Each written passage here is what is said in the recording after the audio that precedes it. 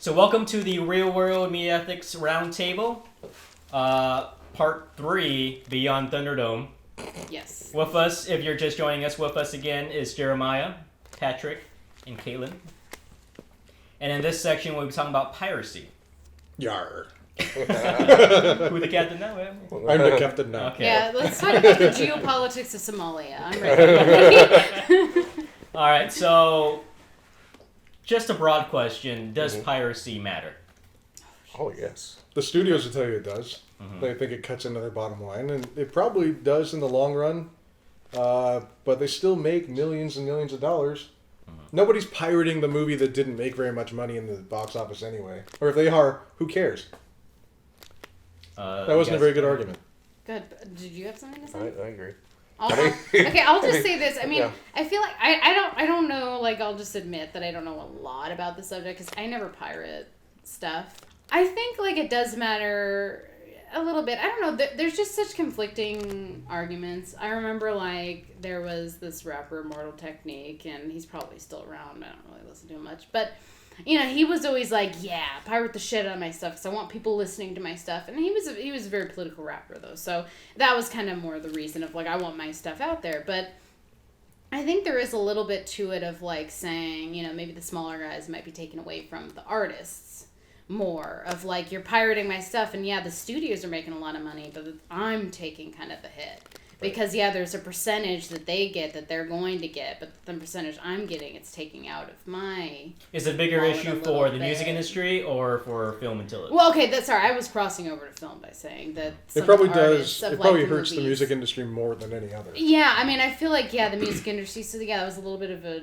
Okay, I went off a little bit of a tangent, but it's like, yeah, I can kind of see that with some movies, if there's, like, stuff that I make, it's like, yeah, I want to get it out there, but on the same side, it's sort of like... You know, who is it hurting? Is it hurting the smaller guys? I mean, obviously, I think that's who it's going to end up hurting more than the studios. For legal sites like Spotify and those types of streaming services, they do hurt the smaller guys because they don't have that type of fan base as something like Coldplay who can put out their own album. And Right, that's kind of what I was trying. Personally, I try not to, I'm not going to say never, but I try not to pirate movies or TV shows. Just because, number one, I have respect for, you know, the artist in the process and everything. Right. Number two, if it's something I really want to see, I want to see it in a grand format. I don't want to see, like, people in the theater and their heads and, you know, you hear popcorn crunching. You know, I want the experience. I want the full experience. So it depends on the person. In theater or at home? Either way. But whatever the intended medium was. Exactly. But the best quality possible. So yeah, because like when I took the Sherlock stuff, it wasn't as good a quality as I could have watched on BBC America. Right. Well, here's an example. But let's pretend like I didn't do that. I didn't do that. I'm a huge Star Wars nerd, as is evidence. Right. And I've had someone very recently offer me a chance to watch an Academy screener of Episode 7. And I said no. As much as I want to see the movie as soon as possible, it's coming out next week. Yes. A week from today, a couple days ago. Yeah. I want to wait until I go to the theater with my friends. Yes. I don't want to watch it on a tiny computer screen or someone's television. I want to see it in the way that it was intended to be seen. Exactly. Yes. So how do you determine which should be pirated, what is okay to be pirated and what's not? Yeah. Well, I think Caitlin brought up a good point. If it's something that's not available to the masses, like say it's from Japan or another country, and it's important that you see it, or important to you that you see it, I wouldn't say it's okay, but do what you got to do. So for Caitlin, it's just mainly a distribution problem. Exactly. And availability. Yes. What about the quality of either that music or that film or television episode? Well, yeah, like I was saying about Sherlock, it was not good quality. Not so much the video and audio quality, but the production quality of it. Well, let's say if there's a movie that looks bad and has a bad rating, should it be okay to pirate that should movie? it cost as much to watch that movie as something that is of higher value?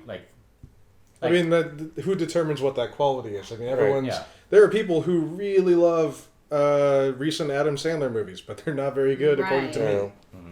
There are people who think that Transformers is a great movie. It's a terrible, terrible movie. Right. Yeah. According to me.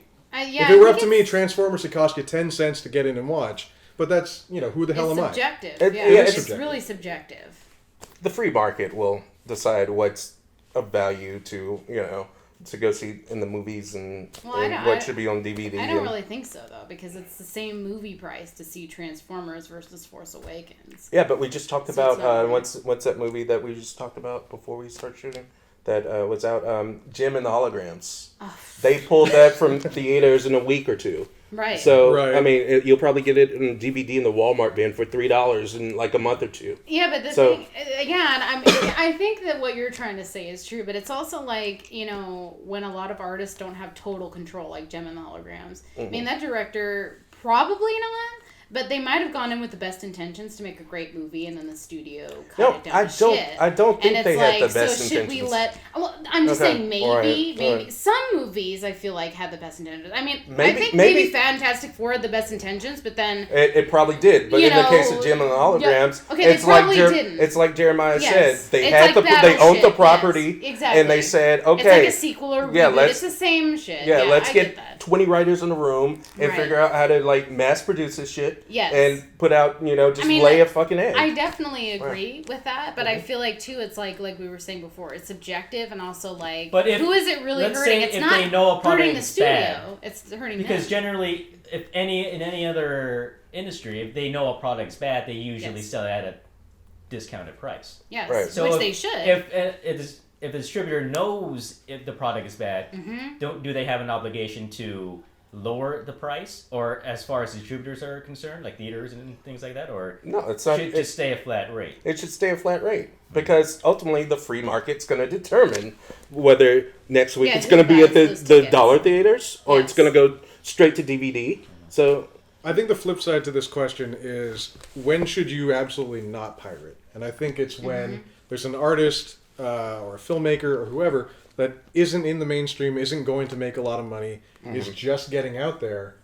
You want to, if you like them, you need to go out and support them in the most official way you can. Right. Yes. So the people who make the decisions and say, okay, we'll give this guy another shot, realize that they're going to make them money. You have to support the people you care about. And, if there's an artist that you don't particularly care about, you just want to watch something to have something on, maybe pirate that. You don't care whether or not they make another movie. Right. But if piracy is a way to introduce yourselves to new ideas and new artists and things like that, does it take away from their bottom line? I mean, I think what I was saying with the moral technique, he was kind of like that, where it's you're introducing my ideas, you're introducing people to this. When it comes to music, you can pirate the music to have for yourself. But if you go support them when they tour, when they play live, that's how you support them. That's how you show the studios and whoever, the executives, that those people matter, that you want more of them. And as far as movies go, I mean, that's a little bit tougher. It's not quite the same way. You can pirate a movie. If you pay for a movie and go see it in the theaters and really liked it, and then pirate it, well, you've given them the money. But then you're taking away their opportunity to get your money for a Blu-ray or a DVD. I feel like it's like but our generation. What about if you go to a movie that's not good, but you already paid them that money, and you're indirectly supporting and saying that yes, I would like more with. Well, you get your money back. I mean, because I don't understand people who sit through bad movies. It's like when I go to a bad movie, I get up, I go, I get my money back. Yeah. And it's like, of course, there's going to be the sort of population that sits through it to wait. I mean, everybody's kind of done that with some movies. Right. But I mean, I just think our generation is too quick to pirate stuff. I mean, I can't tell you how many guys have been like, let's Netflix and chill, and it's not. It's all their pirated stuff. And it's like, dude, that's not cool. Wait. You do know Netflix and... Okay. Yes, but you actually watch stuff before you get to that stuff. No, you don't. Okay. Yes, you do. You turn it on. You watch a little... Yeah, you turn it on, but it's like the thing is like... It's BitTorrent and penicillin. That's what Okay, but the thing is that it's all that, and it's like you're really too quick to do that. But you're turning it on, so nobody hears you. Okay, just stop at the Netflix and chill. You do sometimes Netflix and chill, okay? But you turn it on, but the thing is, you see what that guy's using, and he's not using real Netflix or Amazon Prime or whatever. I think we're going. Yeah, we're getting off topic. Yeah. No, but the thing is, I think our generation's too quick to be like, it. I'm gonna just take it for free when I can. I'd like to say something. And that's too, I don't know. I just don't feel like that's right. I think we are too quick to shut down Caitlin when she's talking about her Netflix and chill companion. That's true. No. You know what? Can we Equal strike rights that for from everyone. Yes. Can we strike this from the record? Okay, no, let's not please talk talk more about your Netflix and No, chill. I was just trying to say that when you look at what they have, it's all pirated.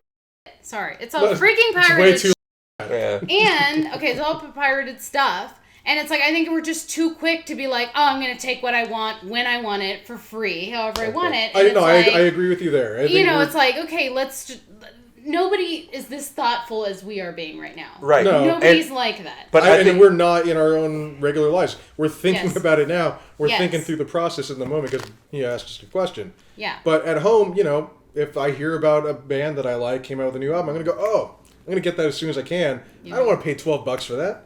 I'm going to download it. And then if I really like them, if I really like that band, I'm going to go watch them live. I'm going to support them. Yeah, but I think we're being too thoughtful and good people, and I don't think a lot of people do That's true. Caitlin, most people are terrible. Caitlin has a very good point, and it goes to a bigger problem, is our sharing society that's created by Silicon Valley. Like Airbnb. It's all about share economy. Share economy, exactly. And it encourages you to spend the least amount of money as possible and to hold on to your money. So it's just not valuing the art. Exactly. Okay. And that the art should be valued, whether it's music or film